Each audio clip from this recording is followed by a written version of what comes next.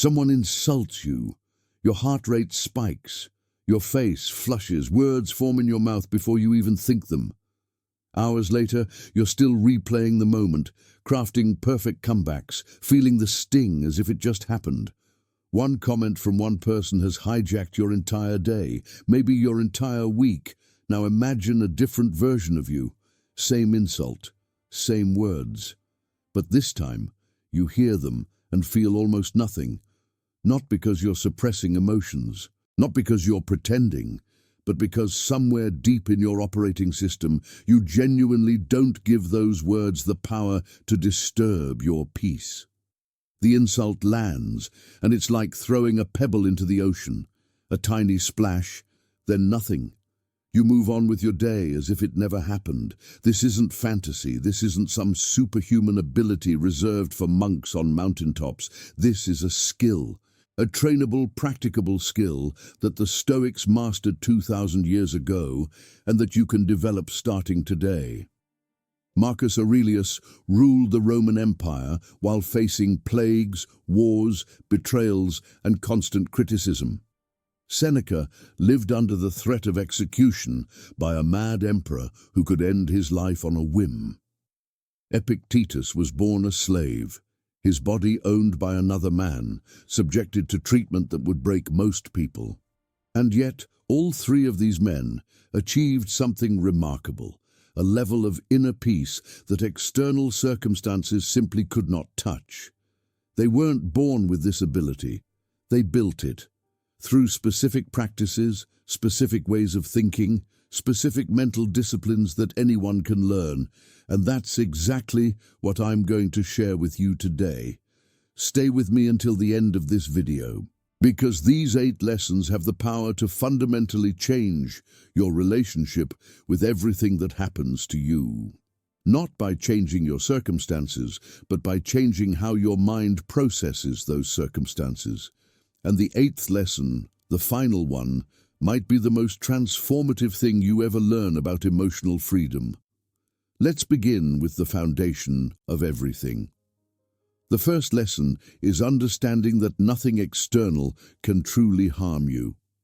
I know that sounds extreme. I know your immediate reaction might be to list all the ways external things can obviously harm you.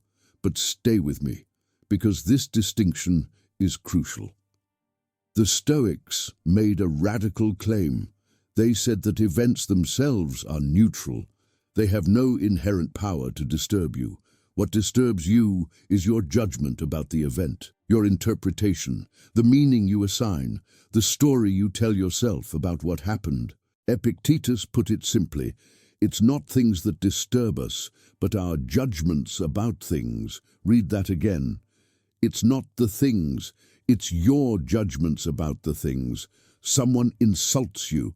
The insult is just sound waves hitting your ear, just words arranged in a particular order. Those sounds have no inherent power. They cannot reach inside you and create pain unless you let them. The pain comes from your judgment that you've been diminished, that you need to defend yourself, that this person's opinion matters, that their words reflect reality. Change the judgment, and you change the experience entirely. If you truly believed that the insult said nothing about you and everything about the person speaking, would it still hurt? If you saw it as meaningless noise rather than meaningful attack, would it still disturb your peace? This is not about denial. The insult happened. You heard it. But between the event and your response, there's a space, and in that space lies your freedom, the freedom to choose what meaning you assign, what importance you give, what response you make. Viktor Frankl, the psychiatrist who survived Nazi concentration camps, echoed this Stoic insight when he wrote that between stimulus and response, there is a space, and in that space is our power to choose our response. He learned this in the most extreme circumstances imaginable. If it was true in a concentration camp, it's certainly true in your daily life. Here's a practical way to apply this. The next time something upsets you, pause before reacting. Ask yourself, what is actually happening here, stripped of my interpretation? What story am I telling myself about this? Is that story necessarily true? Is there another way to see this? This simple pause, this moment of questioning, begins to break the automatic connection between event and emotional reaction. You start to see that your suffering isn't caused by what happened. It's caused by what you think about what happened, and thoughts can be examined, questioned, and changed. Let me give you a concrete example of how this works. Imagine you're passed over for a promotion you wanted. The event is simple. Someone else got the job. But watch what your mind does with this raw fact. First, it creates a story. They don't value me. I'm not good enough. All my hard work was for nothing. I'll never advance here. Maybe I should just quit. Then it adds predictions. This will keep happening. I'm stuck. My career is over. Then it personalizes. There's something wrong with me. Other people can succeed, but not me. Within seconds, a simple event has become a catastrophe. But look at what actually happened. Someone else got a job. That's it. Everything else was added by your mind. Now imagine questioning those additions. They don't value me. Do I know this for certain? Maybe there were factors I'm not aware of. Maybe the other person had specific qualifications they needed. I'm not good enough. Does this one outcome determine my entire worth? Haven't I succeeded at other things? I'll never advance. Can I actually predict the future? Have I never seen people recover from setbacks? When you question the story, it starts to collapse. You're left with the simple fact, someone else got this particular job. That's disappointing, sure, but it's not the disaster your mind created. You can process the disappointment, learn whatever lessons are available, and move forward without the crushing weight of your own narrative. This is the practice. Event happens. Notice your reaction. Identify the story you're telling. Question the story. Find what's actually true. Respond to reality, not to your dramatic interpretation. If this is already making sense, hit the like button. It tells me you're ready for a deeper understanding of how your mind creates your experience. The second lesson goes deeper into this. It's about understanding what you actually control.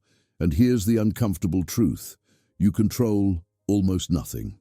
You don't control other people's actions, opinions, or feelings. You don't control the economy, the weather, the traffic. You don't control whether you get sick, whether you get the job, whether the person you love loves you back. You don't control most of what happens in your life, but here's what you do control: your own mind, your judgments, your responses, your choices about where to focus attention, your decisions about what to value and pursue. The Stoics called this the dichotomy of control, and it's the foundation of their entire philosophy. Epictetus taught that some things are up to us and some things are not. Up to us are our opinions, impulses, desires, and aversions. Not up to us is everything else. When you try to control what you cannot control, you suffer. You feel anxious about the future because you can't guarantee outcomes. You feel angry at others because they won't behave as you want. You feel frustrated with circumstances because they won't bend to your will. This suffering is optional. It comes from misplacing your effort, from trying to control the uncontrollable. When you focus only on what you can control, something remarkable happens. Anxiety decreases because you're not trying to manage the unmanageable. Anger decreases because you stop expecting others to meet your demands. Frustration decreases because you accept that circumstances are what they are. Let me make this practical. Think about something that's been bothering you recently. Now ask yourself, what part of this situation is actually within my control? Not influence, not hope, not wish. Actual control. Usually the answer is very little. You might control how you respond, how you prepare, what meaning you assign, but the outcome itself, the other people involved, the external circumstances, these are beyond your control. Now ask, where have I been putting my mental energy?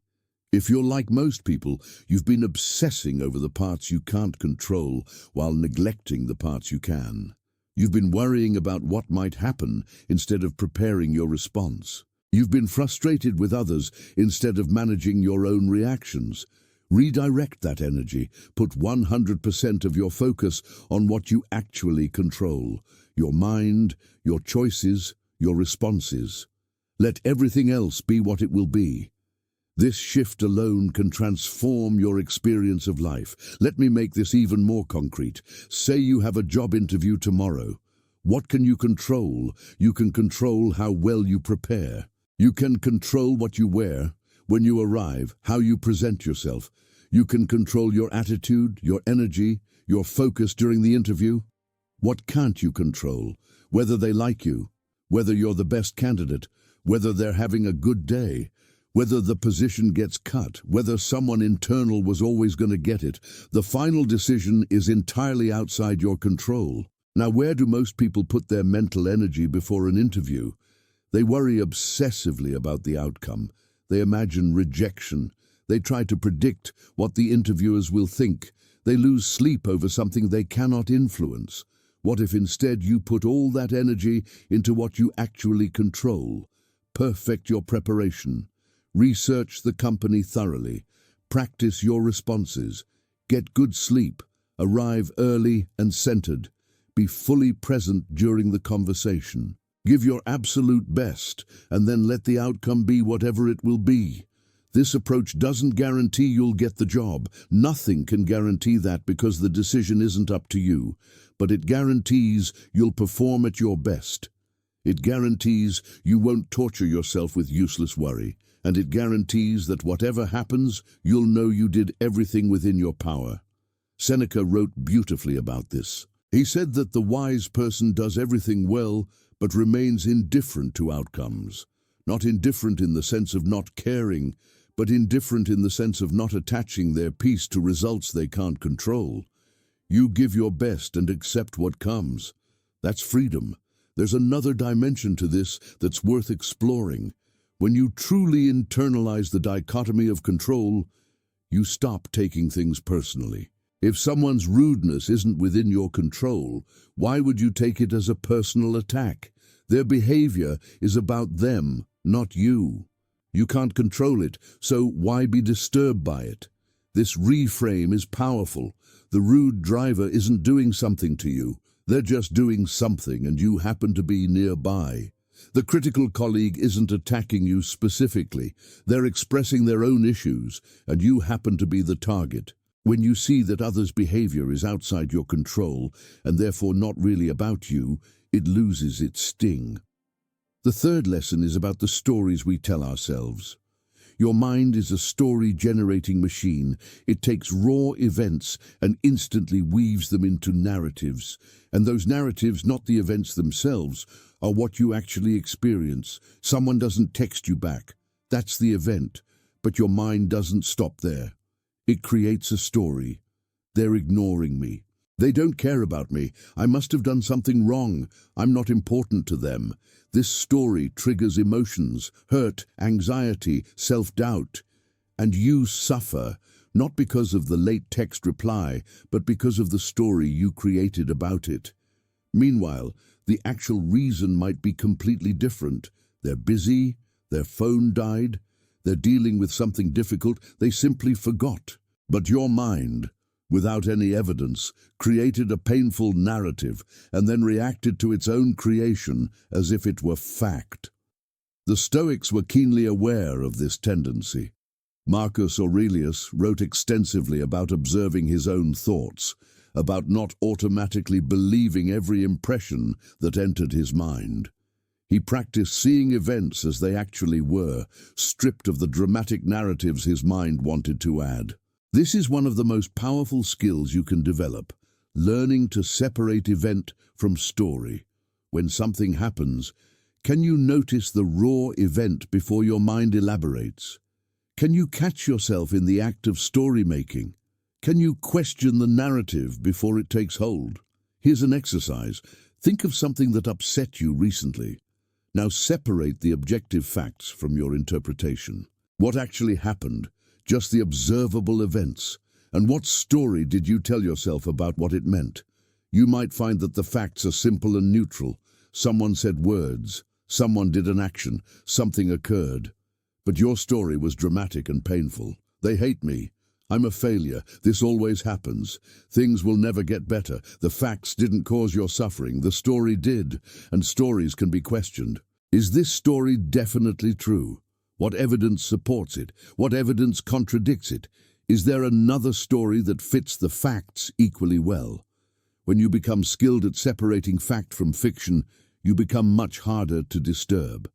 Events happen, but you don't automatically spin them into painful narratives. You see things more clearly, respond more appropriately, and suffer much less unnecessarily. Subscribe to this channel if you're finding value in this. Understanding how your mind works is the foundation of emotional freedom, and there's much more to explore together. The fourth lesson is about other people's opinions, and this might be the most liberating thing you ever internalize. What others think of you is none of your business. Think about how much mental energy you spend worrying about others' opinions. Will they approve? Will they judge? What will they think? This anxiety follows you everywhere. It shapes your decisions, limits your actions, steals your peace. But here's what the Stoics understood. You have no control over others' opinions. None. Zero. You could be the most virtuous, accomplished, admirable person alive, and some people would still dislike you. You could do everything right, and some people would still criticize. You cannot win everyone's approval because approval is given based on the giver's values, biases, and moods, none of which you control. So why spend precious mental energy on something you cannot influence? Why tie your peace to variables outside your control? Marcus Aurelius, despite being emperor, regularly reminded himself not to care about praise or criticism. He wrote that it doesn't matter what others say about you or what they think. What matters is what you are, what you do, what you know to be true about yourself. This doesn't mean you should ignore all feedback. Feedback from trusted sources, given with good intentions, can be valuable for growth. But that's different from constantly worrying about everyone's opinion, from needing approval to feel okay about yourself. The shift here is from external validation to internal validation. Instead of asking, "What will they think?" you ask, "What do I know is right?" Instead of needing others to approve, you work on approving of yourself. Instead of chasing praise, you focus on being worthy of your own respect. Epictetus had a powerful way of thinking about this. He said that if someone speaks badly of you, consider whether they're telling the truth. If they are, improve yourself. If they're not, why be disturbed by a falsehood? Either way, their opinion shouldn't shake you. It's information at best, noise at worst. Here's a practice that can help. When you notice yourself worrying about someone's opinion, ask, is this person living the kind of life I want to live? Do they have wisdom I should heed? If the answer is no, why would you give their opinion power over you? If the answer is yes, consider their feedback thoughtfully, but still decide for yourself what to do with it. The goal is not arrogance or closed-mindedness. It's simply recognizing that you are the only person who has to live your life, so you should be the primary judge of how you're living it. Let me share something that might help this land deeper. Think about all the people whose opinions you worry about. Now honestly ask, how much do these people actually think about you? The truth is, they're mostly thinking about themselves. That person you're worried will judge you. They're worried about their own problems. That group you're trying to impress, they're mostly focused on impressing each other. You exist far less in others' minds than you imagine. This isn't sad, it's liberating. It means the judgment you fear is largely imaginary. It means you're free to live your life without the constant burden of imagined disapproval. Most people are too busy with their own concerns to spend much time evaluating yours. And even when people do form opinions about you, Those opinions are filtered through their own experiences, biases, and moods. Someone who's having a bad day sees you differently than someone who's thriving. Someone who feels inferior might criticize you to feel better. Someone whose values differ from yours might disapprove of choices that align perfectly with your own values. Their opinion is about the intersection of you and their mental filters. It's not an objective assessment of your worth. It can't be. There is no objective assessment of your worth. You get to decide what you value and whether you're living up to it. Cato, another Stoic, was famous for not caring what people thought of him. He dressed simply, spoke bluntly, and lived according to his principles regardless of social pressure. People mocked him, criticized him, tried to shame him into conformity. He was unmoved. His sense of self came from within, not from popular opinion. You don't have to be as extreme as Cato, but you can borrow his core insight. Your opinion of yourself matters more than others' opinions of you. When those align with your values, when you're living in a way you respect, external criticism loses its power. You don't need others to approve because you already approve of yourself. Here's a practice that helps with this. At the end of each day, ask yourself, did I act according to my values today? Did I do what I believe is right? If the answer is yes, let that be enough. If the answer is no, make adjustments. But in either case, make self-assessment your primary measure, not others' opinions. The fifth lesson is about expectations.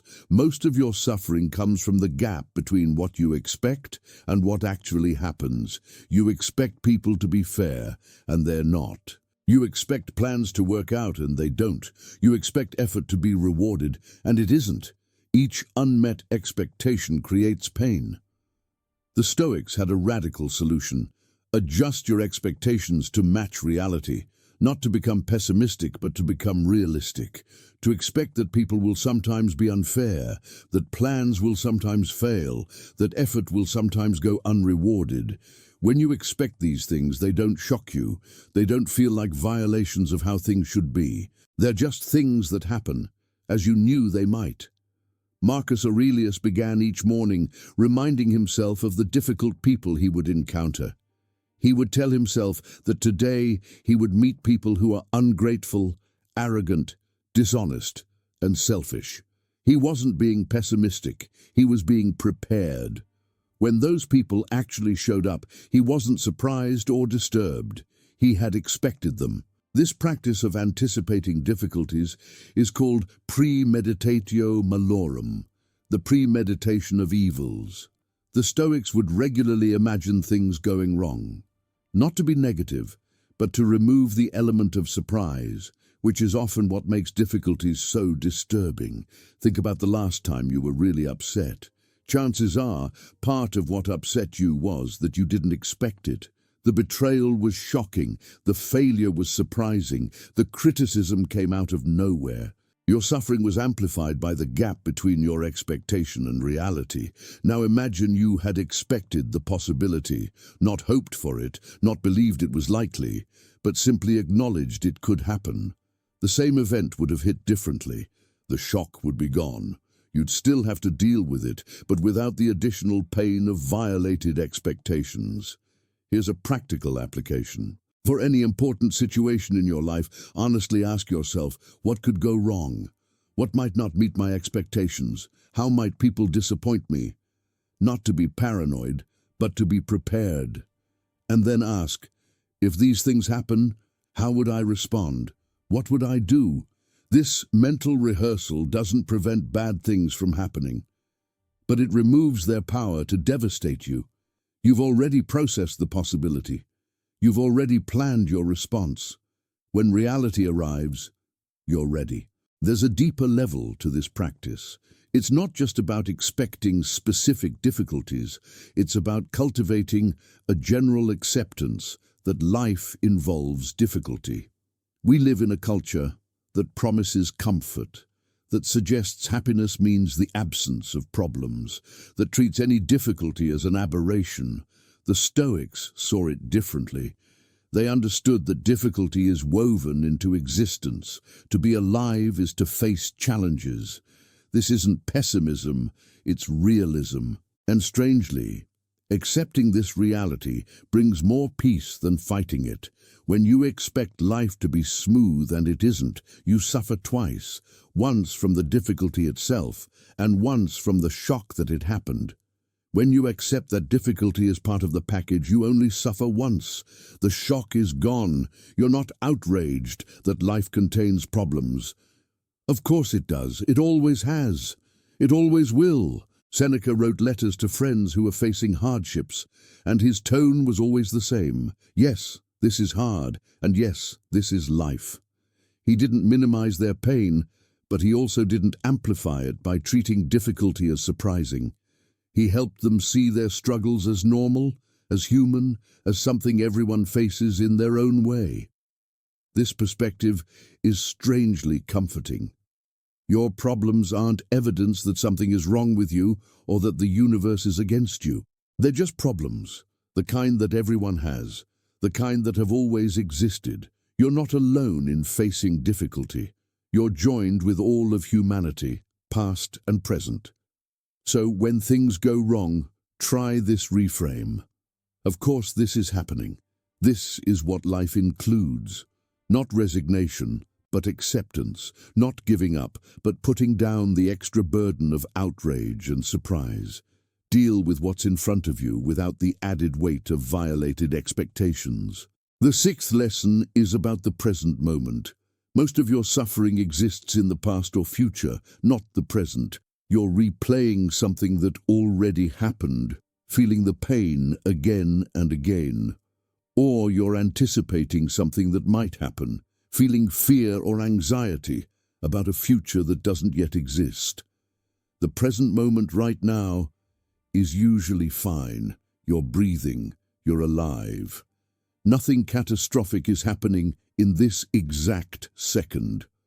But your mind isn't here. It's wandering through time, collecting pain from everywhere except now. The Stoics understood this deeply. Seneca wrote that we suffer more in imagination than in reality. Think about how much you've worried about things that never happened, how much you've dreaded futures that turned out fine, how much of your life has been spent suffering over possibilities rather than actualities. And think about the past. How many times have you relived painful memories, experiencing the hurt all over again? The original event happened once, but you've suffered it hundreds of times by replaying it in your mind. Your memory has become a torture device you use against yourself. The solution is presence. Learning to anchor your attention in the here and now, where life actually happens. The past is gone. The future hasn't arrived. Only this moment is real, and this moment is usually manageable. This doesn't mean you never think about past or future. Planning is useful. Learning from experience is valuable. But there's a difference between thoughtful consideration and obsessive rumination. The first serves you. The second destroys your peace. Here's a simple practice. When you notice yourself suffering, ask, am I in the past, future, or present? Usually you'll find you're somewhere other than now. Gently bring your attention back. Look around. Feel your body. Notice your breath.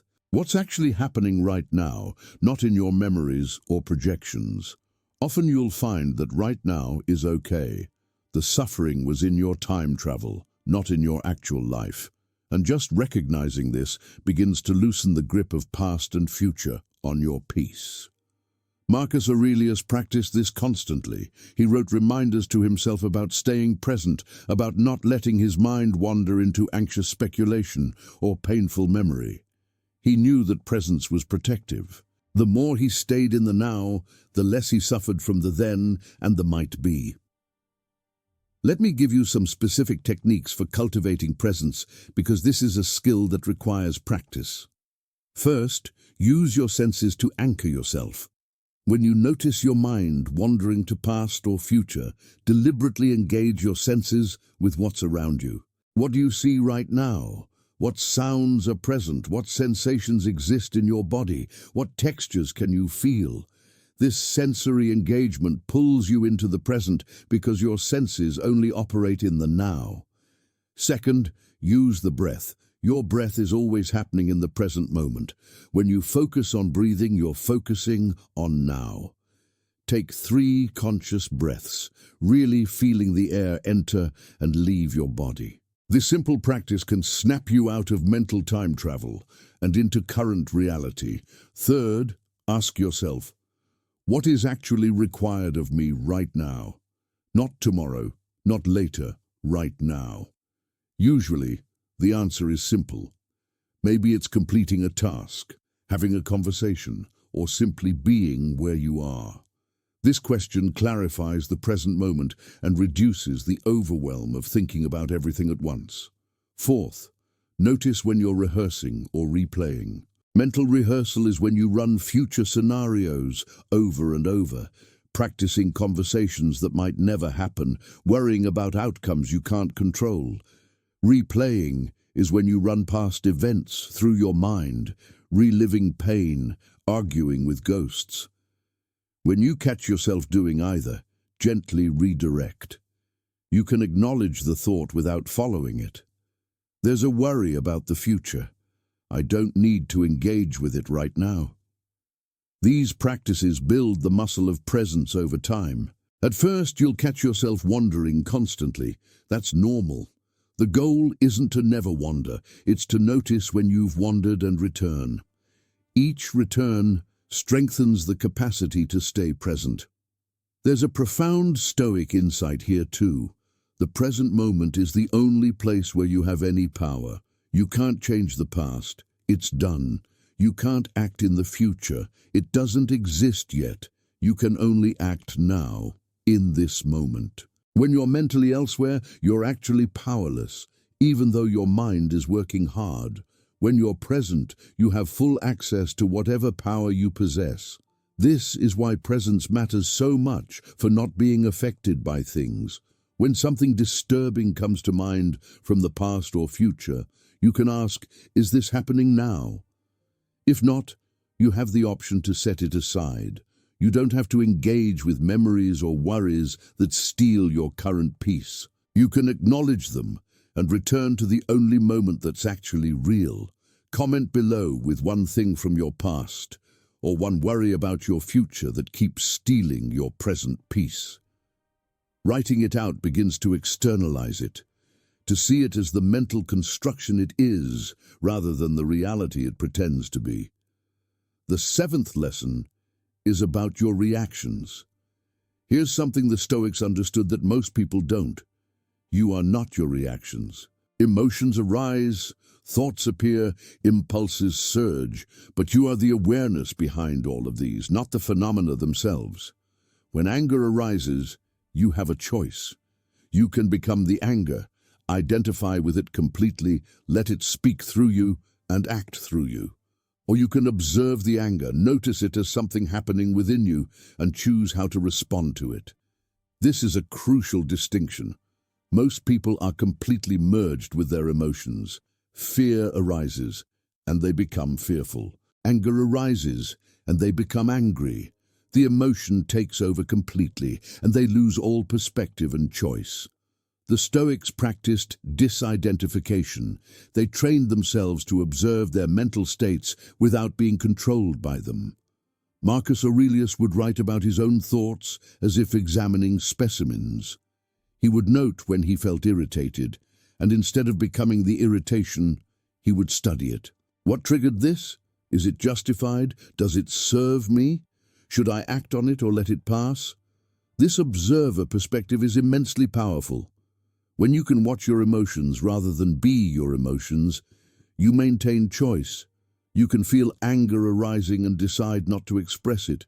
You can feel fear and choose to act courageously anyway. You can feel the pull of temptation and choose integrity instead. The emotion still exists. The Stoics weren't about suppression or denial, but there's a space between you and the emotion, a space where your true self lives, the self that can choose what to do with what it feels. Here's how to practice this. When a strong emotion arises, instead of saying, "I am angry" or "I am scared," try saying, "Anger is present" or "Fear is arising." This subtle shift in language creates distance. You're not the emotion. The emotion is a visitor passing through your awareness. Then, from this observer position, you can ask useful questions. Is this emotion based on accurate perception? Does acting on this serve my values and goals? What would a wise person do with this feeling? You might still choose to act on the emotion. Sometimes anger is appropriate, sometimes fear is informative, but now you're choosing rather than reacting automatically, and that choice is the essence of emotional freedom. If this video is helping you see things differently, share it with someone who needs this perspective. Sometimes a single shift in understanding can change someone's entire relationship with their own mind. Now we come to the eighth and final lesson. And this might be the most important of all. It's about building your inner fortress. The Stoics spoke of an inner citadel, a protected space within you that nothing external can breach. This fortress is built from your character, your values, your practiced ability to maintain peace regardless of circumstances. When the fortress is strong, you can face anything from a position of security. Most people have no inner fortress. Their peace depends entirely on external conditions. When things go well, they feel good. When things go badly, they fall apart. They're completely at the mercy of circumstances, tossed around by every change in their environment. The Stoic goal is different. It's to build internal stability so robust that external instability can't shake it. Not because you don't feel things, but because you have an unshakable center from which to feel them. A home base you can always return to. A core that remains constant even as circumstances change. This fortress is built through daily practice. Every time you choose your response, rather than reacting automatically, you add a stone to the wall. Every time you focus on what you control and release what you don't, you strengthen the foundation. Every time you observe your emotions without being controlled by them, you deepen the fortifications. Marcus Aurelius built his fortress through morning reflection and evening review, through constant philosophical practice, through catching himself when he strayed from his principles. Seneca built his through deliberate self-denial, through testing himself against difficulty, through the daily practice of virtue. Epictetus built his through teaching others, which forced him to clarify and live his own philosophy. How will you build yours? Here's what I recommend. Start a daily Stoic practice. It doesn't have to be long. Even 10 minutes makes a difference. In the morning, remind yourself what you control and what you don't. Anticipate difficulties you might face and plan your responses. Set an intention for how you want to show up. In the evening, review how you did. Where did you respond well? Where did you get pulled into reaction? What can you learn for tomorrow? This daily rhythm gradually builds the fortress, not through dramatic transformation, but through small, consistent additions. Each day you practice is a day the fortress grows stronger. Each day you skip is a day it weakens slightly. Over time, the cumulative effect is profound. Let me describe what this practice might look like in more detail. In the morning, perhaps while having your coffee or before you check your phone, take 5 minutes for preparation. You might say to yourself, "Today, some things will not go as planned. I will meet people who are difficult, tasks that are frustrating, circumstances that are challenging. This is normal, this is life. When these things happen, I will remember that I control only my responses, not the events themselves. I will respond with wisdom rather than react with emotion. I will not let external circumstances disturb my inner peace." You might also identify specific challenges you anticipate. If you know you have a stressful meeting, mentally rehearse handling it with calm. If you know you'll interact with someone who tends to trigger you, plan how you'll maintain your center. This isn't about preventing difficulties, but about preparing your response to them. In the evening, spend another 5 minutes in review. Go through the day's events in your mind. Where did you stay aligned with your values? Acknowledge those moments. They're building the fortress. Where did you slip into reaction? Examine those moments without harsh judgment. What triggered you? What story did you tell yourself? How might you respond differently next time? Seneca did exactly this. He wrote that at the end of each day, he would examine his actions. He would ask himself, what bad habit have I curbed today? What virtue have I practiced? In what way am I better than yesterday? This wasn't self-flagellation, but genuine learning. He was studying himself so he could improve. Over weeks and months of this practice, patterns emerge. You start to see your triggers clearly. You recognize the stories your mind tends to create. You notice progress in areas where you used to struggle. The fortress grows, and you become genuinely harder to disturb. There's another element to the fortress: physical practices. The Stoics understood that mind and body are connected. Seneca took cold baths and practiced voluntary discomfort. This wasn't masochism, it was training.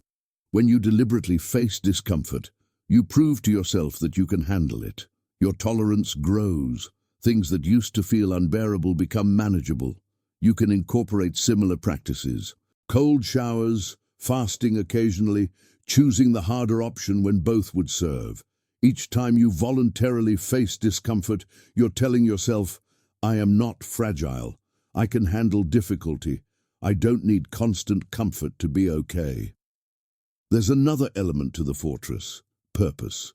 When you have a clear sense of why you're alive, what you're here to do, what matters to you beyond your own comfort, you have something to orient toward. This purpose becomes a pillar of your inner citadel. When circumstances get difficult, your purpose reminds you why you keep going. When emotions threaten to overwhelm, your purpose gives you something larger to return to. The Stoics believed humans were meant for contribution, for using our rationality in service of something beyond ourselves. Marcus Aurelius served the empire. Seneca served his friends through his letters. Epictetus served his students. Each had a purpose that transcended personal comfort. What's your purpose? What are you building? What contribution are you making? If you don't have clear answers, that's okay. Many people don't.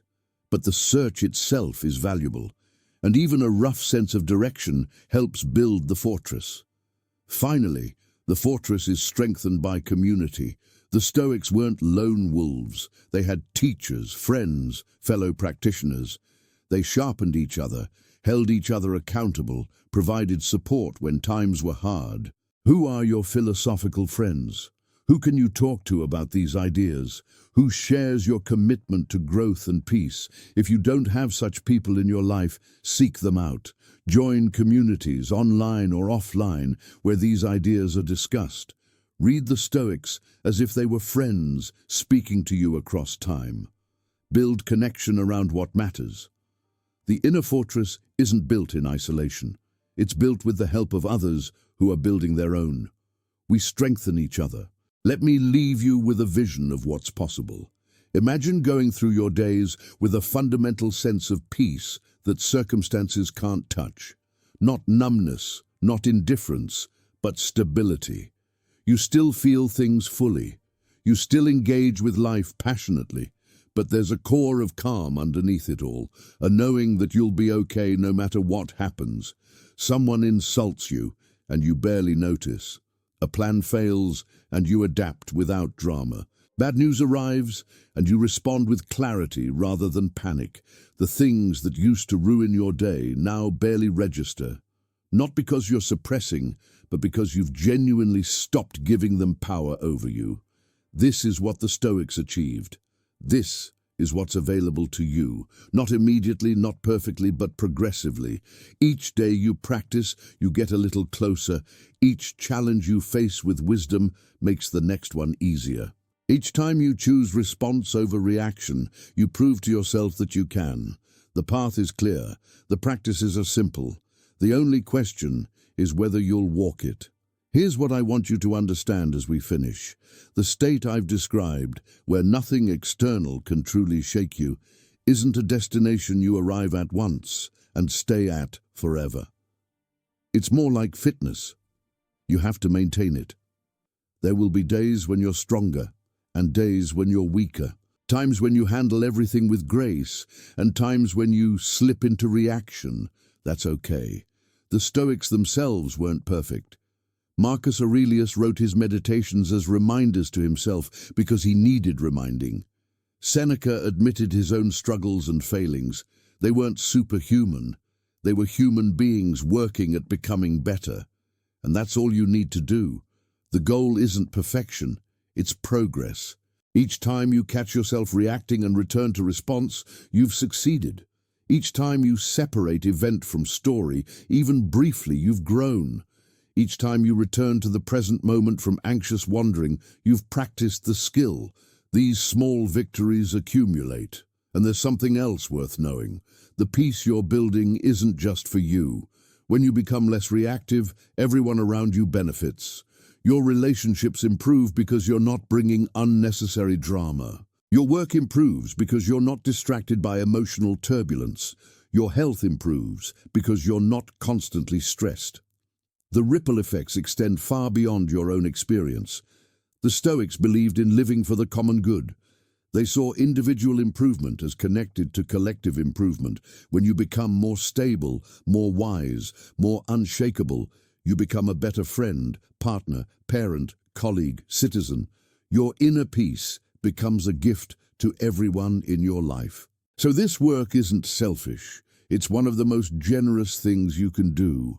By taking responsibility for your own reactions, by building your inner fortress, by refusing to be disturbed by things that don't warrant disturbance, you're making the world slightly better for everyone you interact with. Thank you for staying with me until the end. If this video has given you something valuable, leave a like. Subscribe if you want to continue developing these skills.